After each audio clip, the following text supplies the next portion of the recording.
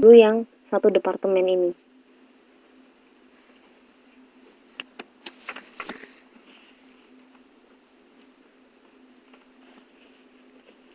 Ada pertanyaan?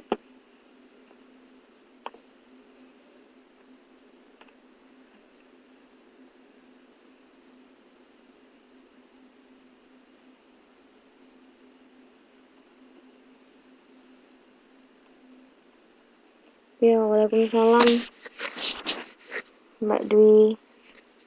Ya, apa-apa. Oke, saya lanjutkan kalau gitu. Sekarang untuk yang 2 departemen. Tadi saya sudah sajikan data produksinya di awal bersamaan dengan yang satu departemen produksi, yaitu departemen A.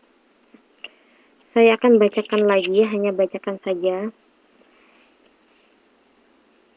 Di sini juga bisa langsung ada.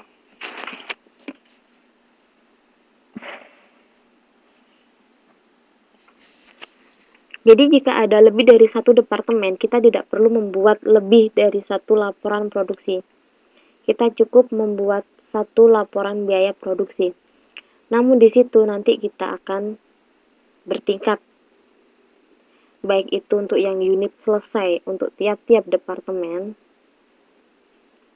dan unit-unit yang masuk untuk tiap departemen pula.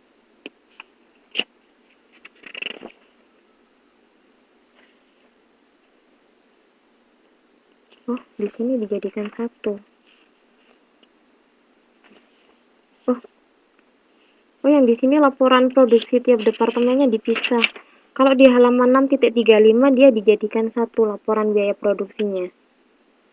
Jadi terserah kalian mau membuat laporan biaya produksinya terpisah ataupun jadikan satu. Karena di halaman 6.35 itu dia dijadikan satu laporan biaya produksinya. Yang di halaman kemarin halaman berapa ya?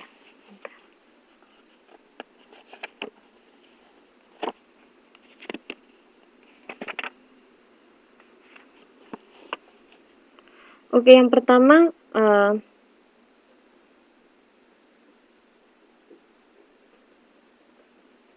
karena kita ada dua departemen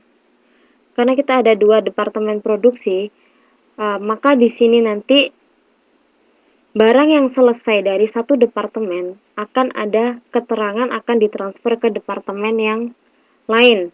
Katakan di sini kita membuat laporan biaya produksi untuk departemen A, dia unit selesainya akan ditransfer ke departemen B. Jadi unit yang dimasukkan ke proses dalam departemen A sejumlah 75.000, sedangkan untuk unit yang selesai dan ditransfer ke departemen B, dia sejumlah 60.000.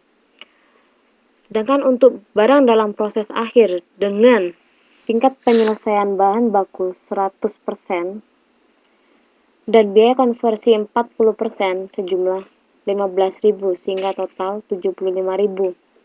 Nah, bagaimana dengan unit ekuivalen produksinya? Akan sama caranya seperti ini. Bisa dilihat, jadi caranya akan sama seperti yang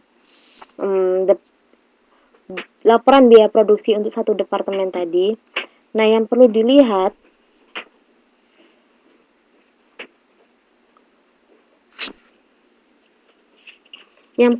itu nanti ada di departemen B-nya.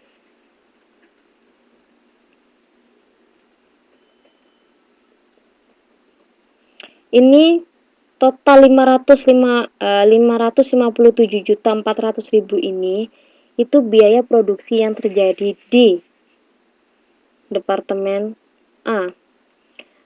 Nah,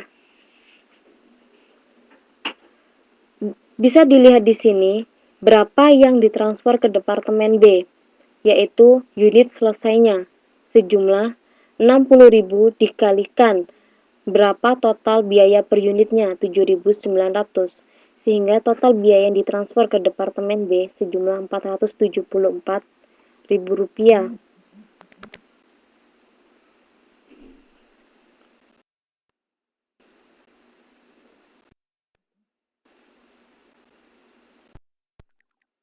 Nah, sekarang kita lihat untuk laporan biaya produksi di Departemen B. Setelah mendapatkan transferan unit selesai dari Departemen A, yang itu nanti akan menjadi unit diterima dari Departemen A yang sejumlah 6.000. Sehingga setelah akhir proses produksi, Departemen B ini juga akan mempunyai yang namanya unit selesai, yaitu di sini sejumlah 55.000. Nah, barang dalam proses akhirnya itu ada 5.000. Dengan tingkat penyelesaian bahan baku 100% dan biaya konversi 40%. Nah, untuk di laporan biaya produksi Departemen B atau Departemen yang kedua, kita tidak menyajikan laporan untuk biaya bahan baku. Ada yang tahu kenapa? Ayo poin. Ada yang tahu kenapa?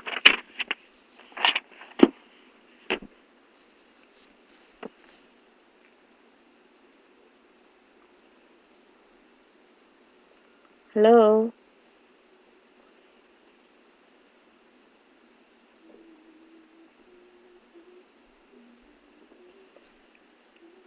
Yuhu.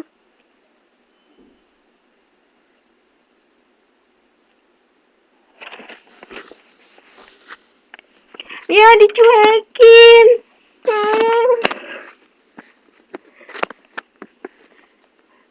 Pertanyaan saya, ini kan laporan biaya produksi Departemen B.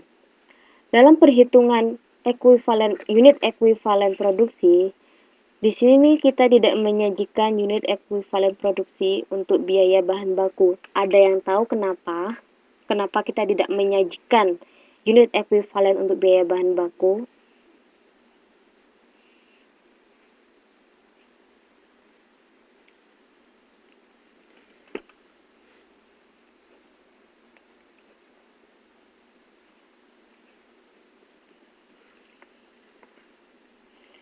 Yang dikonversi kan biaya tenaga kerja dan biaya overhead pabrik, bukan biaya bahan baku.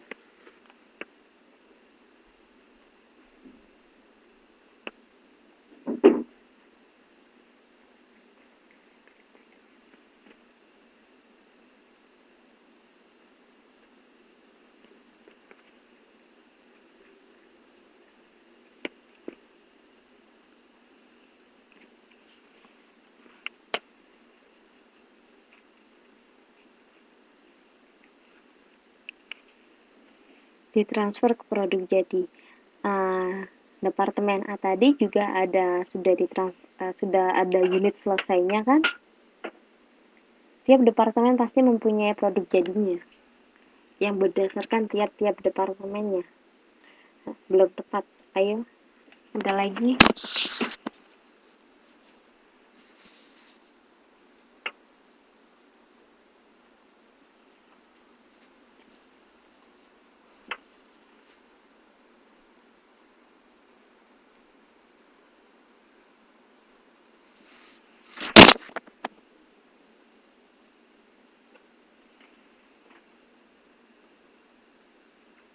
Ya, benar.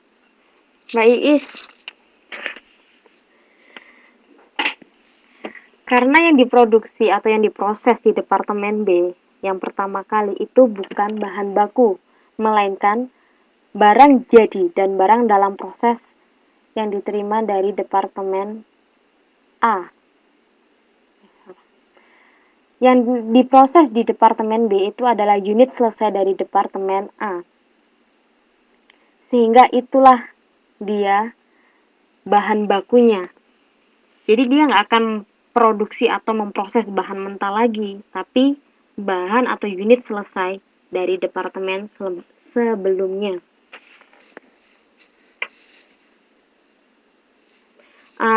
Belum tentu.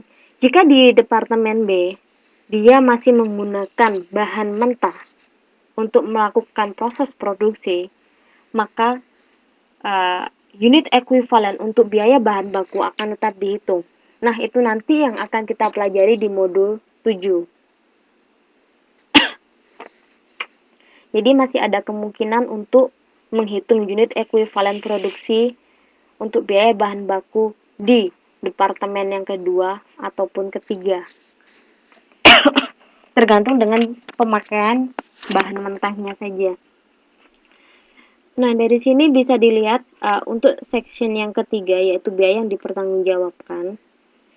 Biaya yang ditransfer dari Departemen A tetap dimasukkan, yaitu sejumlah 474.000 dengan unit ekuivalen 60.000. Ini tadi unit selesai yang ditransfer dari Departemen A dengan biaya per unit Rp7.900. Nah, untuk biaya yang ditambahkan ke departemen atau biaya yang terjadi di Departemen B, itu ada tenaga kerja langsung dan biaya overhead pabrik, yaitu sejumlah Rp161.025.000 dengan unit ekuivalen sekian yang dihitung di atas ini, sehingga didapat biaya per unit ini. Nah, ini di total sehingga menjadi 716 juta 716 juta rupiah, 716.385.000 rupiah dengan biaya total per unitnya 12.190 rupiah. Nah, dari sini biaya pertanggungjawabannya itu adalah sebesar biaya ditransfer ke Departemen B sebesar 56.500, ini unit ekuivalennya, dikalikan dengan 12.190.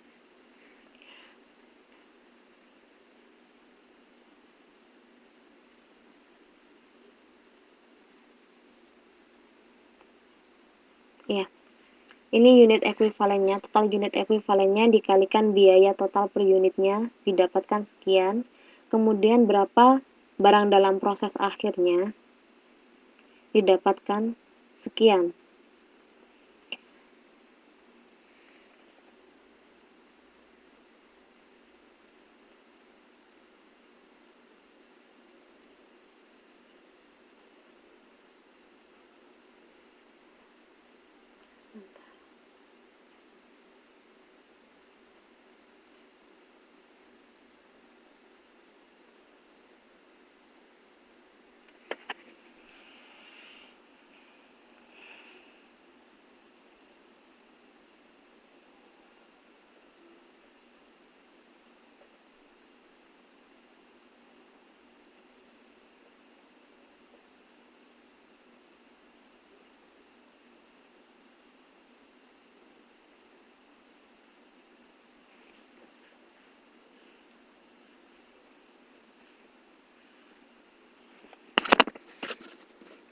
Nah, dari sini nanti sama halnya seperti laporan biaya produksi sebelumnya, akan diketahui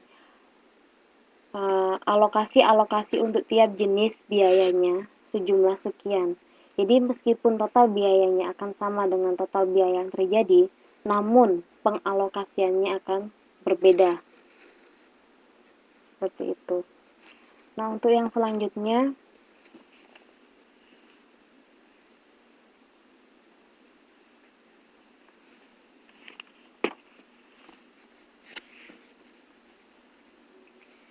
jika terjadi penambahan bahan baku, seperti yang sudah saya sebutkan barusan, kenapa di departemen kedua tidak ada penghitungan unit ekuivalen untuk bahan baku?